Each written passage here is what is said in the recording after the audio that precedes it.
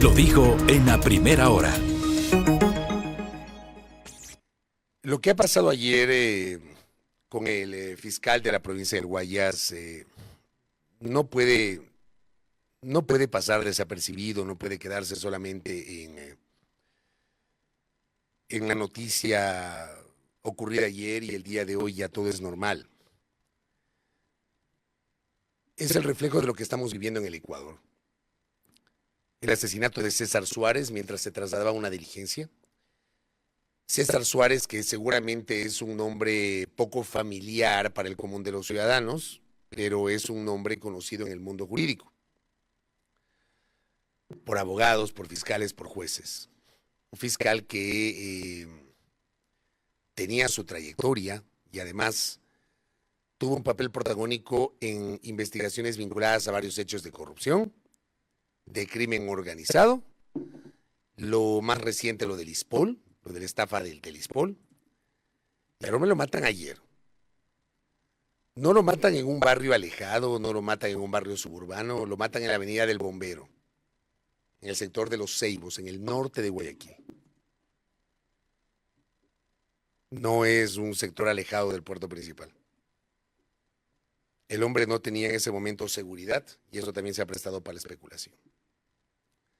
Y la pregunta es, otra vez, creo que esta pregunta ya nos la hemos hecho en varias ocasiones. Cuando mataron al alcalde Agustín Intriago, cuando mataron al candidato Fernando Villavicencio, hoy hacemos la misma pregunta cuando asesinan al fiscal César Suárez. Si un alcalde, si un candidato presidencial, si un fiscal son tan vulnerables, imagínense ustedes cómo estaremos el común de los ciudadanos y ciudadanas. Pues esto puede ser repetitivo, ya lo he dicho en varias ocasiones. Nos sentimos en indefensión, yo me siento en indefensión. Seguramente el mismo sentimiento comparten muchos de ustedes. Estamos en indefensión.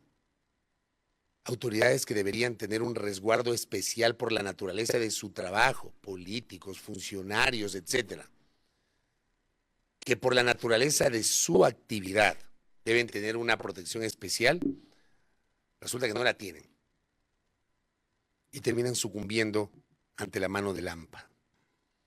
Como dice Juanca Gómez, a quien le envío un abrazo, da la sensación de que avanzamos un paso y retrocedemos 4. El fin de semana avanzamos un paso. ¿Cuál fue el paso?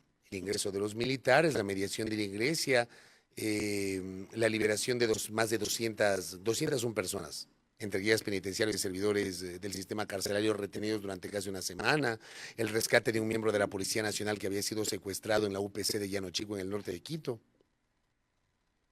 Pero retrocedemos como el cangrejo. Porque ocurren estos episodios que, me van a disculpar, terminan golpeándonos. O sea, a quienes nos sigue doliendo el país, a quienes estamos y procuramos estar por encima de la discusión odiosa política, de la polarización, a veces de los debates ridículos en los cuales cae cierto segmento de la sociedad y cierto segmento de la clase política que compra todos los boletos para que les insulten en las redes, sobre todo. Porque no se dan cuenta que al país no le interesa caer en esas discusiones superfluas, sino que se hable de los temas de fondo y que se solucionen los problemas acuciantes.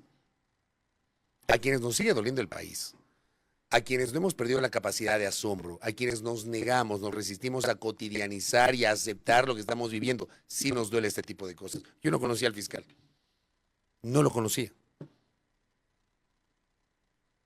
pero a mí sí me golpea, porque es otro golpe al país, es otra puñalada artera al corazón de esta república, de este país que se desmorona, si es que ya no está desmoronado, este país que a ratos parece no tener salida,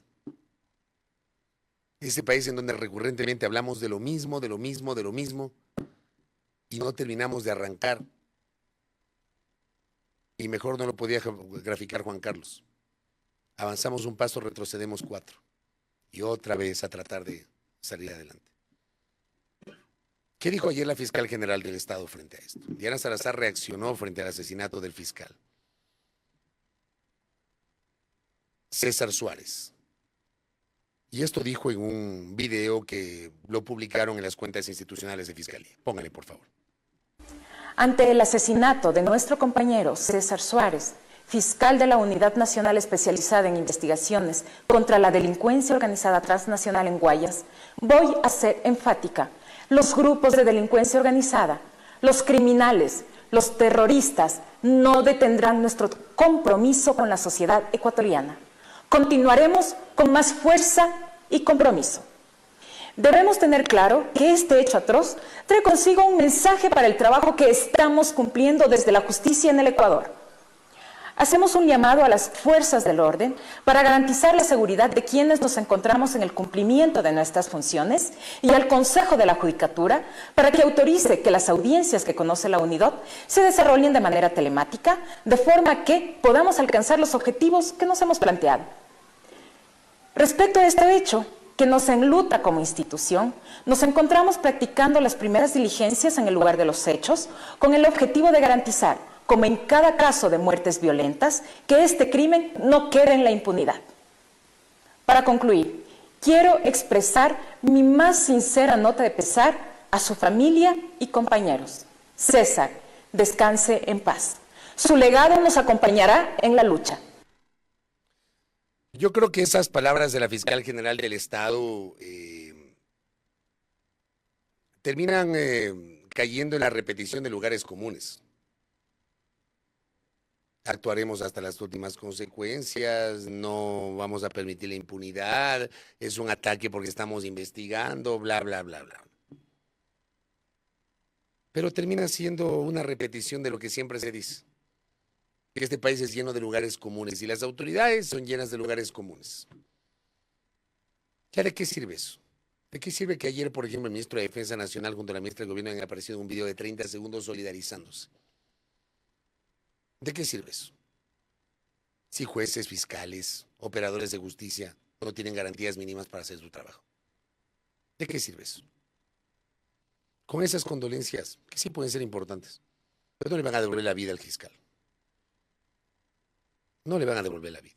Ahora, la Fiscalía sacó un comunicado, porque muchos se han dicho de que como el fiscal que investiga casos o ha investigado casos tan emblemáticos, o más reciente el ataque al canal de televisión TC en Guayaquil, pero que ha investigado otro tipo de casos emblemáticos asociados a delincuencia organizada, narcotráfico, etc. ¿Cómo es que no tenía seguridad?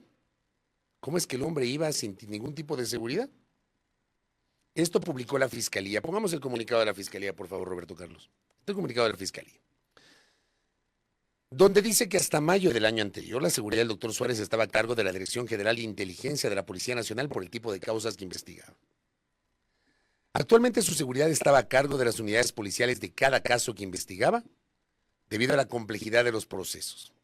Es importante señalar que esta mañana, ayer, el agente fiscal indicó que su audiencia sería telemática, razón por la cual no requeriría acompañamiento de la escolta que con regularidad se encargaba de su custodia. Por otra parte, uno de los principios del sistema de protección a víctimas y testigos es la voluntariedad, por lo tanto se requiere la aceptación por parte del mismo. O sea, lo que nos están diciendo ahí, con todo respeto para la Fiscalía, de alguna manera indirectamente están diciendo, bueno, si no tenía seguridad era culpa del fiscal que fue asesinado. Eso nos están diciendo. Yo al menos lo interpreto así. Yo lo interpreto así. También cabe informar que 62 agentes fiscales que han solicitado protección cuentan con resguardo, 12 por parte del Servicio de Inteligencia de la Policía Nacional y 50 dentro del sistema de protección a víctimas y testigos. Y la Fiscalía se ve la necesidad de hacer esta aclaración ante los rumores que se han difundido ante este terrible suceso e invita otra vez el odioso mensaje a la ciudadanía a informarse a través de los canales oficiales. Gracias. Eso es lo que dice la Fiscalía. Pero yo al leer ese comunicado, lo primero que se me viene a la cabeza es, la Fiscalía lo que está haciendo es trasladarle la responsabilidad al propio fiscal asesinado. Aquí no hay garantías. Aquí pueden sacar todos los comunicados que sea, pueden decir lo que quieran, pueden aparecer en videos institucionales, expresar la solidaridad, las condolencias, etcétera. ¿Hasta cuándo? ¿En serio? ¿Hasta cuándo? El país se les fue de las manos hace rato. Y lamentablemente no hay garantías para que los abogados, los jueces, los fiscales puedan trabajar. Otra vez, ¿Será que después de esto toman los recaudos y se entiende lo que están enfrentando? ¿O van a esperar que maten a otro fiscal, o que maten a un juez, o que maten a otro abogado para hablar de lo mismo? Este país es así. Aquí somos un solo hervor. Acá, por ejemplo, Hugo me dice, el fiscal siempre debe andar con seguridad, siempre. Apenas él salió de su casa ya debía contar con seguridad. Y ojo, estamos en estado de excepción. Se supone que es un estatus especial. Estamos bajo conflicto armado interno. Nos dicen que están aplicando el plan de seguridad, el plan Fénix. ¿De qué estamos hablando? No sé ustedes, pero de verdad, sí existimos quienes estamos hasta la coronilla de esta telenovela o de esta película, para no decir telenovela, de esta película de horror que estamos viviendo en el Ecuador, que no tiene precedentes. Y por supuesto, como digo, en el medio nos negamos a aceptar lo que estamos viviendo. Gracias, Milton. Le envío un abrazo a Milton Pérez, que está de camino al canal. Me manda un mensaje. A propósito, ahí me está respondiendo lo que me preguntaba Natalia. Hay un posible amotinamiento en la cárcel del Inca. Otra vez, alerto. Posible amotinamiento en la cárcel del Inca, en el norte de Quito. Gracias, Milton, por la información que me comparte en este momento. Javier Salgado me dice, el comunicado de condolencias de la Fiscalía es un diseño plano y lineal, sin ningún atisbo de sensibilidad o solidaridad verdaderas. Así tal cual. Por eso digo, leyendo el comunicado, mi conclusión al leer el comunicado es que el fiscal asesinado tuvo la culpa. Él solito se dejó que lo maten. Yo a veces no entiendo esas cosas. Como dice Yomar, si un fiscal es fácil presa de la delincuencia, ¿qué pasa con nosotros? ¿Qué pasa con el resto? Qué horripilante esto, les juro. Y luego de ver lo que ha pasado con el fiscal, póngame la fotografía siguiente. A este hombre que está en pantalla, que seguramente tendrá mucho que decir, tienen que garantizarle la máxima seguridad, no la mínima seguridad, la máxima seguridad, para que diga todo lo que tiene que decir y responda ante la administración de la justicia, luego de un debido proceso. Este hombre, señor Daniel Salcedo Bonilla, es una pieza clave dentro de todo este entramado de corrupción sobre varios casos que no son recientes, que ha gozado de impunidad en los últimos tiempos. Ha habido sucesivos episodios donde está involucrado este señor, sucesivos. Cosas de no creer, ¿no? ¿Se acuerdan de un video que grabó en la cárcel 4? ¿Se acuerdan? Que estaba en una cárcel, luego trasladaron a otra. A este hombre, la Administración de Justicia está obligada a garantizarle la máxima seguridad posible si es que en verdad quieren que haya justicia. Ya está en el país. Llegó anoche. No extraditado, sino deportado. Por supuesto, la Administración de Justicia actuó con diligencia, alertó al gobierno de Panamá. El hombre fue encontrado en condición irregular, migratoria irregular en la República de Panamá. Y se aplicó la deportación. Como se aplica la deportación, al hombre no lo trasladaron de Panamá directamente a Quito, lo trasladaron de Panamá a Medellín, Colombia, su último puerto de embarque antes de llegar a Panamá. Y de Medellín, Colombia, lo trasladan a Quito. El hombre ya está aquí. Le leyeron los derechos, se dictó prisión preventiva. Bueno, luego de lo que está pasando, a este hombre, ojalá que le garanticen la máxima seguridad posible para que pueda responder ante la Administración de Justicia. Porque me imagino yo que el señor Salcedo tiene mucho que contarle al país sobre las relaciones que se le imputan con delitos no recientes. El caso Metástasis es uno de ellos. Pero acuérdense ustedes cómo el señor Salcedo está involucrado en otros delitos, en otras investigaciones. Las supuestas irregularidades en los hospitales de Guayaquil. Yo creo que ese ha sido el caso más emblemático por el cual este señor se dio a conocer. Un hombre que, de acuerdo a las denuncias y presunciones, resulta que ha tenido una gran relación política, gracias, don Robert, gran relación política con varios sectores. Ha tenido padrinos en la política y en el sector público. Este hombre tiene mucho que decir. Y como tiene mucho que decir, la justicia está obligada a garantizarle a este individuo la seguridad correspondiente, la máxima seguridad correspondiente, para que luego no pase lo que a ratos pasa, que se suicidan o resulta que mueren dentro del sistema carcelario en condiciones extrañas. Y bueno, nos olvidamos aquí porque somos así en el Ecuador. Así somos en el Ecuador, lamentablemente. Un solo hervor. Vamos a ver si de aquí se logra obtener algún tipo de avance en las investigaciones. Y en medio de todo esto, querida audiencia, en medio de todo esto, es inevitable hablar también sobre otros episodios porque el día de ayer hubo cualquier cantidad de información. Las autoridades del gobierno acudieron a la Asamblea Nacional para sustentar el proyecto a través del cual pretenden una elevación del impuesto al valor agregado IVA del 12 al 15%. Y el ministro de Economía y Finanzas, Juan Carlos Vega Malo, pintó un panorama tétrico, apocalíptico sobre el desarrollo de la economía. Póngame, por favor, al ministro. Nos heredaron una situación desde el país realmente extrema. Por cada dólar que había en la caja fiscal, había 25 necesidades extremas por satisfacer. Y esto es jubilados, personas que necesitan hacerse todos los días servicios de diálisis que no pueden ser hechos porque no se paga la cuenta, campesinos en la Sierra Centro y en la Sierra Norte que no pueden cobrar de su leche porque la cadena se rompe, porque el Estado no paga la alimentación escolar.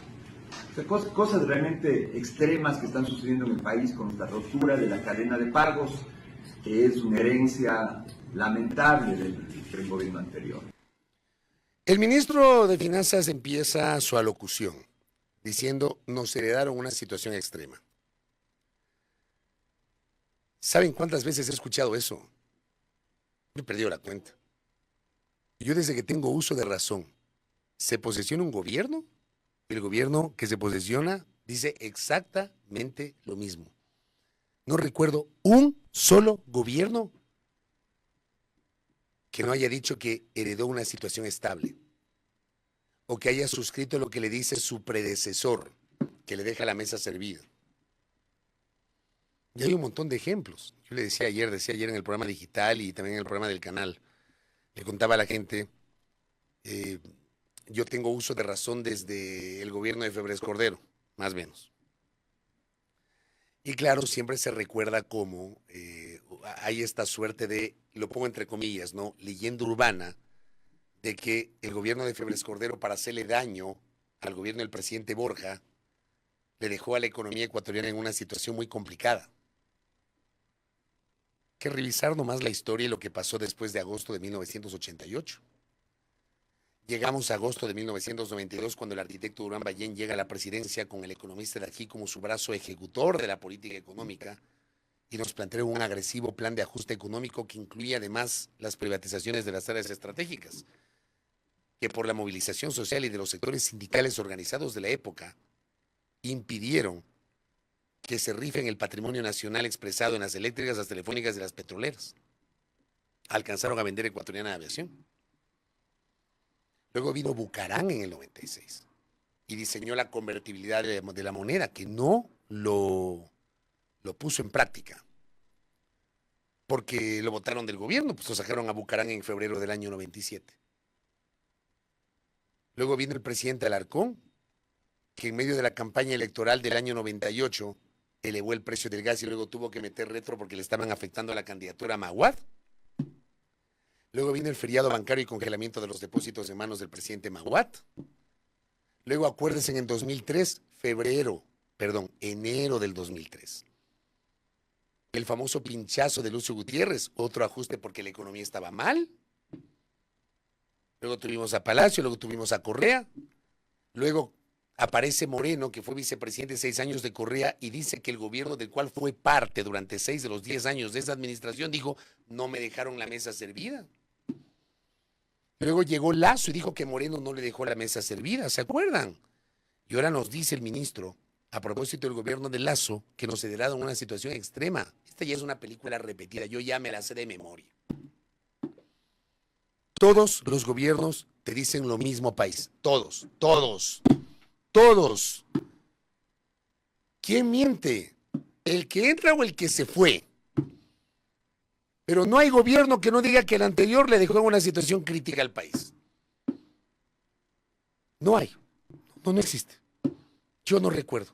Y aquí tenemos otro argumento con el cual quieren justificar la elevación del impuesto al valor agregado, que según el viceministro de Gobierno no debería afectar a las clases populares. Póngame por favor al viceministro de Gobierno. Poco, nada. Sin embargo, es fundamental que se sepa lo siguiente. Una subida del IVA que además no afecta a las familias más pobres, porque no está el IVA en los productos de primera necesidad, no está en educación, no está en muchos temas, le permite al Ecuador además acceder o por lo menos tocar la puerta de financiamiento internacional este momento cerrado. Y por eso, como lo que está pasando en Argentina, en donde ya ha habido un bote salvavidas del Fondo Monetario Internacional, sin duda en el Ecuador tenemos que abrir las ventanas para que eso se pueda dar. Ojalá se dé, porque nos faltan recursos y el gobierno ha sincerado las cuentas, pero realmente la situación es dura. A ver, para mí esta declaración del viceministro de Gobierno es clave. Porque el viceministro está reconociendo implícitamente que, yo lo interpreto así, plantean la elevación del IVA porque es un condicionamiento de los organismos multilaterales de crédito para que Ecuador pueda ser materia de nuevo financiamiento porque necesita, pues porque tiene necesidades fiscales el Estado ecuatoriano. Eso es lo que está diciendo. Por cierto, termina siendo llamativo. Yo a Esteban Torres en lo personal le tengo un profundo respeto y estima. Yo siempre digo, las críticas no son personales, sino las críticas son argumentadas desde el periodismo. Y yo sé que Esteban Torres entiende que es así. Que varias veces hemos tenido diferencias conceptuales en ese sentido. Pero está claro que el Esteban Torres, hoy viceministro de Gobierno, no es el Esteban Torres que era legislador del Partido Social Cristiano. Porque claro, como siempre he dicho, una cosa es con guitarra, otra cosa es con violín. Una cosa es cuando eres político de oposición y otra cosa es cuando eres gobierno. Pues pregúntele a Guillermo Lasso. Guillermo Lasso, cuando era candidato, cuando era político, cuando lideraba la oposición, etcétera, renegaba de los impuestos, hablaba de libre mercado, que liberalismo, que no sé qué. Llega a ser gobierno y nos clavó con impuestos, ¿o no se acuerdan? Hizo todo lo contrario de lo que había ofrecido siendo candidato durante más de una década. Acá, por ejemplo, tenemos a un personaje que todavía entiendo está afiliado a un partido político que desde 1999 ha dicho no más impuestos. Porque hay que recordar la historia de los socialcristianos, pues. Los socialcristianos, después del famoso impuesto del ICC, el 1% a la circulación de capitales del año 99, que es probablemente el impuesto más odioso que el país recuerda, el del 1% a la circulación de capitales. Dejaron de lado el impuesto a la renta y aplicaron el 1%, el Partido Social Cristiano decidió aplicar una postura histórica de no más impuestos. Y uno de los voceros era el doctor Esteban Torres Cobo, que hoy es viceministro de Gobernabilidad y en cambio justifica y cree que es necesario el aumento del IVA. Pero no es tanto como dice el doctor Esteban Torres Cobo, de que no va a afectar el IVA. Porque claro, ¿qué no paga IVA? 151 productos con tarifa cero, de los cuales 94 son alimentos. Arroz, harina, avena, pan, carne, pollo, huevos, leche, embutidos, atún, queso, aceite, frutas, verduras, legumbres, granos, tubérculos. Quedémonos con eso. Eso no paga. Tampoco paga IVA. El arriendo, el gas, la electricidad, servicios de seguridad, medicinas como analgésicos y antibióticos, consultas médicas, transporte público, transporte escolar, pensiones en escuelas, colegios y universidades. Tampoco tienen IVA los seguros de salud y de vehículos ni los servicios judiciales. Ok, uno dice, wow, es verdad lo que dice Torres. No hay un aumento del IVA. ¿Pero qué paga IVA? La ropa, los zapatos, los enseres de hogar, los productos de limpieza. ¿Con qué se baña usted? ¿Con qué lava la ropa? Con detergente, con jabón, con cloro.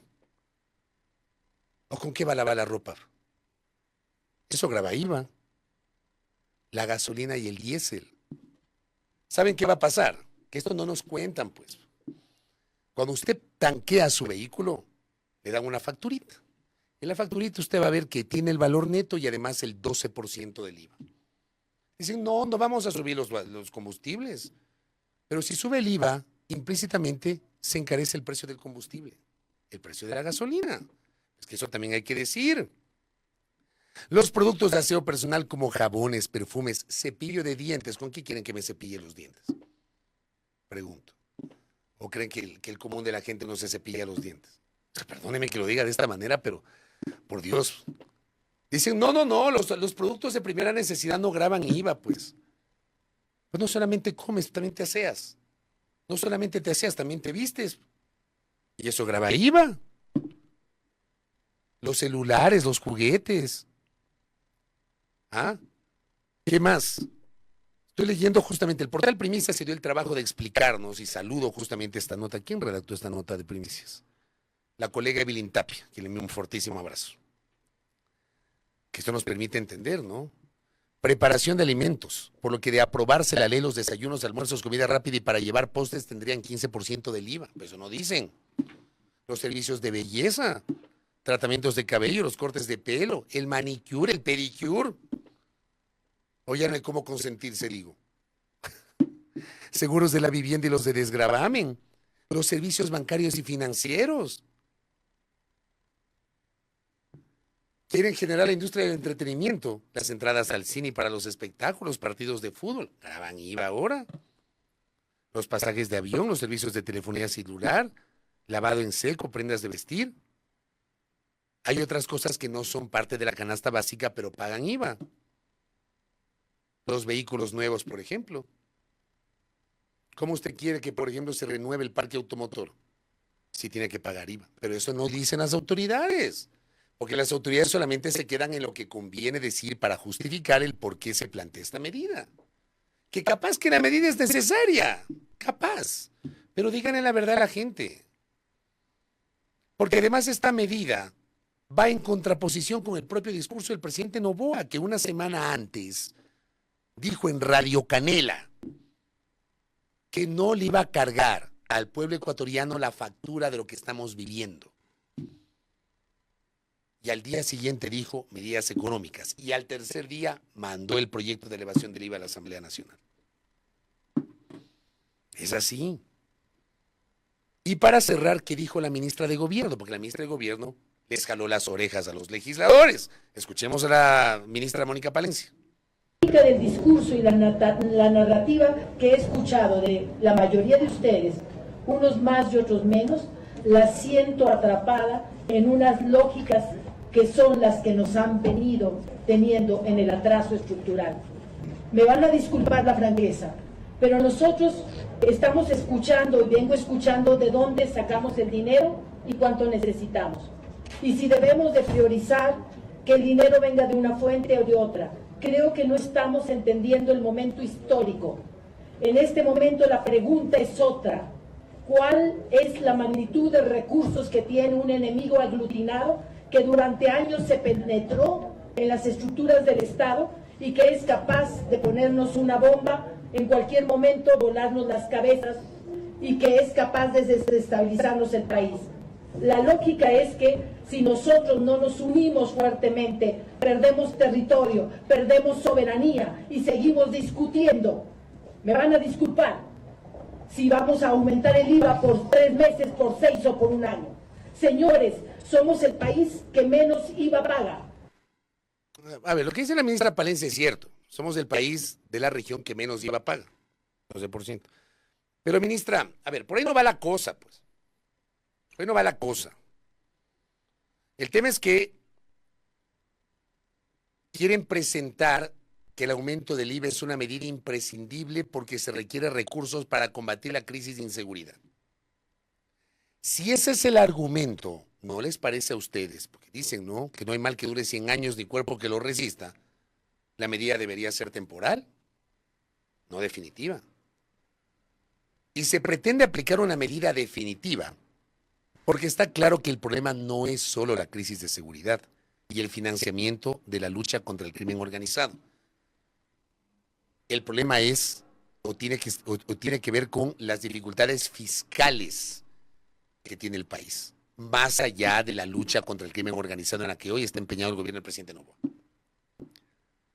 Pero aquí nos están vendiendo, nos dicen, hay que elevar el IVA porque con esa plata vamos a combatir la inseguridad. Si es así, entonces debería ser temporal. Deberíamos discutir la temporalidad. Si es un año, si son 2 años, pero puede ser permanente. Pero si en realidad lo que se quiere es mantener recursos en el tiempo, díganle la verdad al país y no lo maquillen.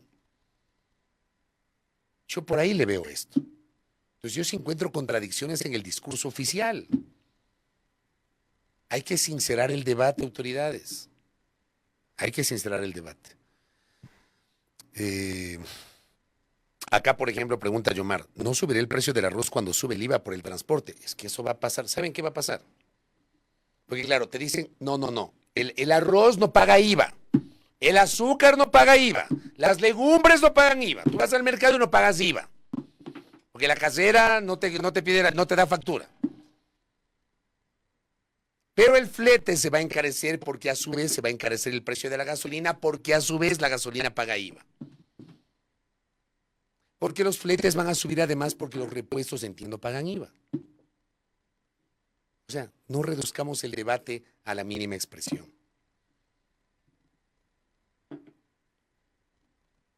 María Fernanda Perrone, que también está en sintonía, me dice justamente, si el flete paga IVA, entonces la leche, los huevos, la harina también terminan con un incremento. El impuesto se transfiere al costo. Acá mi colega Felipe Santos, que me escribe desde Machala, me dice, una corrección para la ministra, somos el tercer país con Venezuela que menos IVA paga. Paraguay es el país que menos paga IVA en la región. Gracias. Gracias, Felipe. Querido Damián de la Torre me dice, el país que menos paga IVA y el país con la mayor deuda en educación, de ahí el epicentro de la crisis. Tal cual, querido Damián. Natasha dice, sube el IVA, sube todo, el pueblo también se asea, pues por eso yo decía que no usamos jabón. ¿O con qué lavamos la ropa? Que es así, pues. ¿Ah? La cubeta de el cartoncito donde hacen la cubeta para los huevos paga IVA, pues tal vez el huevito no te paga IVA. Pero el recipiente donde compras el huevo, o sea, la cubeta paga IVA.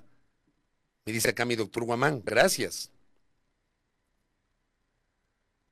Convenientemente, dice Javier Salgado, las autoridades olvidan decir que somos el único país dolarizado de las Américas, porque siempre hay esta comparación con los otros países, pero nos olvidamos que somos el único dolarizado de Sudamérica. Silvia Estrella Revelo dice, yo me pregunto, una buena medida también no sería retirar los sueldos vitalicios de expresidente y exvicepresidentes. Bueno, yo ahí, por ejemplo, tengo una discusión. Para mí esos son ahorros de cocina. Con todo respeto lo digo, ¿no? Es una minucia lo que se ahorra el Estado con eso. O sea, aquí hay que fomentar y hay que propender a cambios estructurales, pero con un debate serio, pues no al vaivén de un proyecto económico urgente para cuyo debate solamente hay 30 días. A este país no le interesa y no le gusta diálogos serios de mediano y largo aliento. Tomando las palabras de la ministra, dice Silvia, estos señores no son los que más se deben poner a camiseta, ya quemaron al país y por eso fueron autoridades. Bueno, pero yo primero creo que una autoridad tiene que ganar bien. Yo soy de los que cree eso. Yo creo que el servidor público tiene que ganar un sueldo decente, acorde con su actividad. El que gane menos para mí es un ahorro que en realidad no tiene gran impacto en el presupuesto fiscal. Acá Sergio me dice, una cosa es ser función ejecutiva, otra cosa es ser función legislativa. Tuitero, opinador de AMAC, experto a distancia, académico y sin responsabilidad ciudadana. Por eso digo, una cosa es con guitarra y una cosa es con violín. Acá también me dicen, ¿quién me dice? Me escribe, Luis me dice, aumenta el IVA en los combustibles y aumentan los costos en los tomates y todo lo demás en los mercados. Termina siendo así. No es tan sencillo como lo están reduciendo. Entonces hay que ampliar un poco el concepto del debate. Y ahora vamos a hablar con Marco Flores Troncoso tras la pausa. Cierro el comentario, no se me vayan, tendremos una charla sobre esta parte económica con Marco Flores, pero obviamente en el comentario quise abordar todos estos elementos que nos han dejado estas últimas horas acá en nuestro país. Ya viene Marco Flores Troncoso. Primera plana, todas las noticias, todas las voces.